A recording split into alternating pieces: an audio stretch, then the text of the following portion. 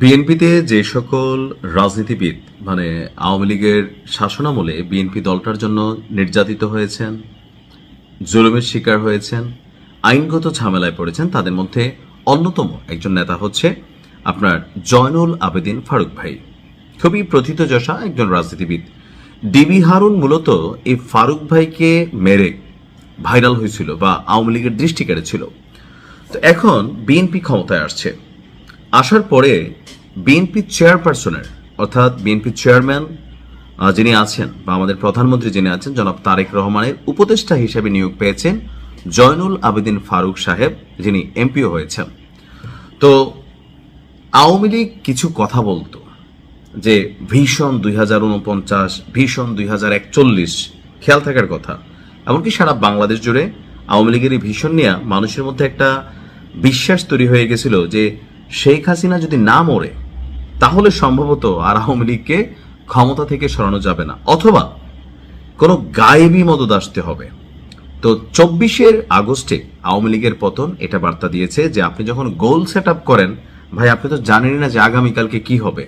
এমনকি আওয়ামী লীগকে মানুষ অপছন্দ করার মতন যেই কয়েকটা কারণ ছিল, এর মধ্যে একটা ছিল এরকম যে সিদ্ধান্ত দিয়ে দিত যে আগামী এত বছর আওয়ামী লীগ ক্ষমতায় থাকবে। তো এখন বিএনপি ক্ষমতায় আসার পরে আমাদের যিনি চেয়ারপারসনের উপদেষ্টা আছেন জনাব ফারুক এমপি সাহেব, তো তিনিও অনেকটা সম্ভবত আবেগে বা জোশের বশে আমার ধারণা এই কথাটা বলেছেন। কোনটা? যে তিনি বলছেন আজকে যে বড় কথা হচ্ছে কে এমপি বা মন্ত্রী হবেন সেটা বড় কথা নয়, বড় কথা কোনটা? যে আমার নেতা শহীদ জিয়া এবং নেত্রী খালেদা জিয়া এবং প্রধানমন্ত্রী তারেক রহমানের হাতকে শক্তিশালী করতে হবে। এই অংশটা সুন্দর ছিল, বাট পরবর্তী অংশে তিনি বলছেন যে 2031 নয়, 37 এবং 2042 সালেও তারেক রহমান প্রধানমন্ত্রী থাকবেন ইনশাআল্লাহ।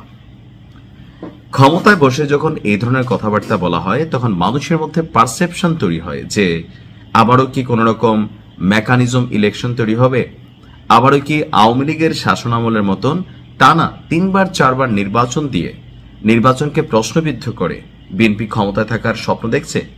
কিন্তু আপনি যদি জনাব তারেক রহমানকে দেখেন বা ওনার কর্মকাণ্ড অ্যাক্টিভিটিস দেখেন তাহলে আপনার কাছে মনে হবে ভিন্ন কথা। আওয়ামী লীগের সময় হাসান মাহমুদ থেকে শুরু করে, ওবায়দুল কাদের থেকে শুরু করে, ডক্টর মোমেন সাহেব থেকে শুরু করে অনেক মানুষ ছিলেন যারা এরকম বিভিন্ন মন্তব্য করে বসতেন, আর এইটার রেজাল্ট মানুষ ভাবত যে এটা শেখ হাসিনার ইশারাতে নিশ্চয়ই বলছে।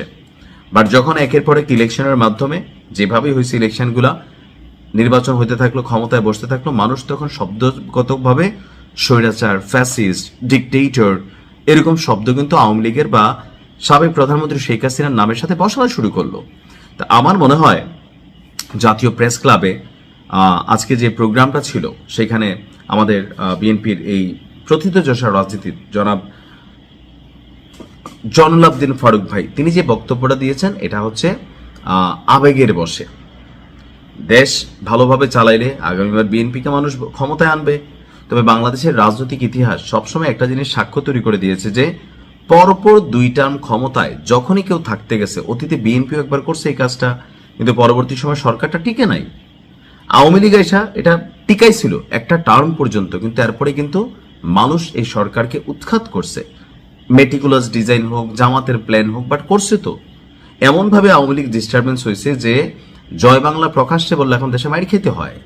এটা কেন হইল? কারণ জোর করে ক্ষমতা ধরে রাখার যে প্রবণতা এটা সবসময় বিপদ ডেকে আনে, আর বিভিন্ন কথাবার্তায় এই ধরনের ইশারা ইঙ্গিত হয়তো সামনে আসে। তো আমার মনে হয় যারা বিএনপির রাজনীতিবিদ আছেন, প্রথিতযশা রাজনীতিবিদ, আপনারাও বক্তব্য দেওয়ার সময় মাঝে মাঝে একটু হিসাব করে বলবেন, যেন যেই শব্দগুলো নিয়ে আওয়ামী লীগ সরকারের আমলে মানুষের মধ্যে কি বলা হয় যে বিরূপ প্রতিক্রিয়া হয়েছে, এমন শব্দগত ব্যবহার যেন না হয়। ভালো থাকুন। আসসালামু আলাইকুম।